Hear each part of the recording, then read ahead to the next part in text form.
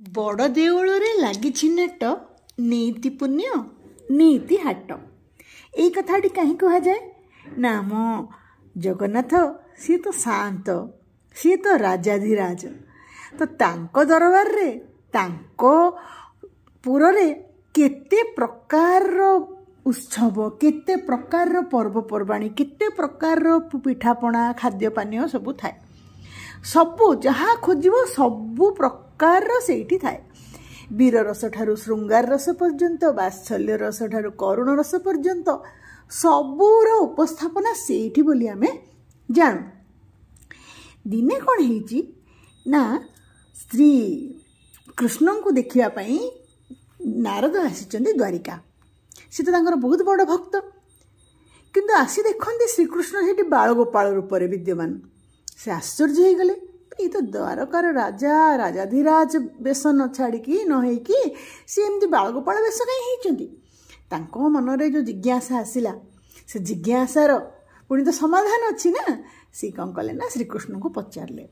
ପଚାରିଲା ପରେ ଶ୍ରୀକୃଷ୍ଣ କ'ଣ କଲେ ନା ତାଙ୍କୁ କହିଲେ, ତୁମେ ଯାଇକିନା ଗୋପପୁରରେ ବୁଲି ଆସ। ସେ ଗୋପପୁରକୁ ଯାଇକି ଦେଖନ୍ତି କ'ଣ ନା ଯଶୋଦାଙ୍କ କୋଳରେ, ମା ଯଶୋଦାଙ୍କ କୋଳରେ ରାମ କୃଷ୍ଣ ମାନେ ବଳରାମ ଆଉ କୃଷ୍ଣ ଦୁଇ ଜଣ ଯାକ, ଦୁଇ ଭାଇ ଯାକ ତାଙ୍କ କୋଳରେ ବସିଛନ୍ତି। ଆଉ ବିଭିନ୍ନ ପ୍ରକାର ସୁମିଷ୍ଟ ଦ୍ରବ୍ୟ ସବୁ ଆନନ୍ଦରେ ଭୋଜନ କରୁଛନ୍ତି। ଏଇ ଭୋଜନ କରିବାର ସେ ଦେଖିଲେ। ଏଇଟା ହେଲା କ'ଣ ନା ପହିଲି ଭୋଗ। ଆମ ଧନୁ ସଂକ୍ରାନ୍ତିରୁ ଆରମ୍ଭ ହୁଏ ଏଇ ପହିଲି ଭୋଗ, ଗୋଟେ ମାସ ବ୍ୟାପୀ ଚାଲେ। ଏଇ ସମୟରେ କ'ଣ ହୁଏ ନା ଲକ୍ଷ୍ମୀ ଯାଆନ୍ତି ବାପ ଘରକୁ ଏବଂ ଜଗନ୍ନାଥଙ୍କୁ ତାଙ୍କ ମା ରାନ୍ଧି ଭୋର ଉଠି ରାନ୍ଧି ଖେଚୁଡ଼ି ଭୋଗ କରି ବିଭିନ୍ନ ପ୍ରକାରର ଦେଇକି ତାଙ୍କୁ ଦେଇଥାନ୍ତି। ଏଇଟା କୁହନ୍ତି ପହିଲି ଭୋଗ। ଏଇ ସମୟରେ କ'ଣ ହୁଏ ନା ରାତି 2 ଘଡ଼ି ଆଉ ବାକି ଥିବ। ସେଇ ସମୟରେ ଜଗନ୍ନାଥଙ୍କର ଦ୍ୱାର ଫିଟା ହୁଏ, ଦ୍ୱାର ଫିଟା ନୀତି ହୁଏ, ମଙ୍ଗଳ ଆଳତି ହୁଏ, ଅବକାଶ ହୁଏ। ତାପରେ ଘୋଡ଼ ଅଳଙ୍କାର ଲାଗି ହେଇକି ଯେଉଁ ବେଶ ହେଇଥାଏ ସେସବୁ ଖୋଲା ହୁଏ, ଶୋଧ ହୁଏ। ଅଣସର ପିଣ୍ଡିରେ ତାପରେ ଗୋପାଳ ବଲ୍ଲଭ ଭୋଗ ବଢ଼ାଯାଏ। ତାପରେ ଯେଉଁ ଅମୁଣିଆ ପାଣି ପଡ଼ିବା ପରେ କ'ଣ ହୁଏ ନା ପହିଲି ଭୋଗ ଛେକ ଆସିବା ପାଇଁ ଭୋଗ ଡକାଯାଏ। ଏଇ ଭୋଗରେ କ'ଣ ରହେ ନା ବିରି ଆଉ ଗହମରେ, ଘିଅ ବିରି ଗହମ ଏଇସବୁଥିରେ ତିଆରି ହେଇଥିବା ପିଠା ସବୁ ତିଆରି ହେଇଥାଏ। ପହିଲି ଭୋଗରେ ଯେଉଁ ପିଠା ଗୁଡ଼ା ରହେ ସେଗୁଡ଼ା ହେଲା ବଡ଼ ଝିଲି, ଦରଶୁଆ ବଡ଼ି, ଦରଶୁଆ ଝିଲି, ବଡ଼ବଡ଼ା, କାକେରୀ, ସାନ ଅମାଲୁ, ନଳି, କାକେରା, ଆରିସା, ମୁଗେଇ, ଏଣ୍ଡୁରି, ଲଡ଼ୁ, ଗଜା, ଖଇର ଚୂଳ, ମଣ୍ଡା, ଚୁଡ଼ାପୁଆ, ବଡ଼ି, କଣ୍ଟେଇ ଏଇସବୁର ଭୋଗ ହେଇଥାଏ। ଆମର ଏଇ ଯେଉଁ କୁହନ୍ତି ଧନୁ ସଂକ୍ରାନ୍ତିରୁ ମକର ସଂକ୍ରାନ୍ତି ପର୍ଯ୍ୟନ୍ତ ତାଙ୍କ ମା ରାନ୍ଧିକି ଦିଅନ୍ତି, ତାହେଲେ ଲକ୍ଷ୍ମୀ ଯେଉଁ ତାଙ୍କ ବାପ ଘରକୁ ଯାଆନ୍ତି, ଏଇଟା ଆମ ଓଡ଼ିଆ ଘରର ନୀତି ଚଳଣି।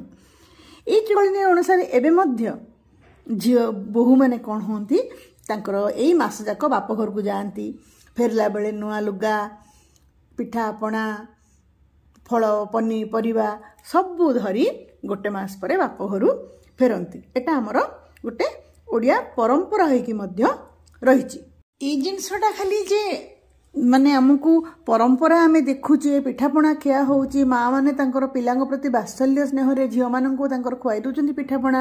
ଝିଅମାନେ ବାପ ଘରକୁ ଆସୁଛନ୍ତି, ମାଆ ମାନେ ତାଙ୍କର ବୋହୂ ଗଲା ପରେ ତାଙ୍କର ପୁଅମାନଙ୍କୁ ସବୁ ଭଲ କରି ଖୁଆଉଛନ୍ତି। ଆଉ ଗୋଟେ କାରଣ ମଧ୍ୟ ରହିଛି। ଏବେ ସିନା ସମସ୍ତେ ଭୁଲିଗଲେଣି ଜମିବାଡ଼ି କଥା। ସେତେବେଳେ କ'ଣ ନା ଜମିବାଡ଼ି ହିଁ ଥିଲା ତାଙ୍କର ପ୍ରଧାନ ଜୀବିକା। ଚାଷ କରିବା, ଗୋପାଳନ କରିବା, ପଶୁପାଳନ ଏଇସବୁ ଥିଲା। ତ ଯେହେତୁ ଏଇଟା ଶୀତ ମାସ, ଶୀତ ମାସରେ ଅଳସୁଆ ହେଇକି ଶୋଇ ନ ରହିକି ଶସ୍ୟ ଅମଳର ସମୟ ଏଇଟା। ଚାଷୀ ଯଦି ଅଳସୁଆ ହେଇକି ଶୋଇବ ହବନି। ତ ତାଙ୍କୁ ଶୀତରେ ଅଳସ ନ ହେଇ କର୍ମଠ ହେବାକୁ, ଚଳଚଞ୍ଚଳ ହେବାକୁ ମଧ୍ୟ ଏଇ ଯେଉଁ ନୀତିକାନ୍ତିଟା ମଧ୍ୟ ଶିଖେଇଥାଏ।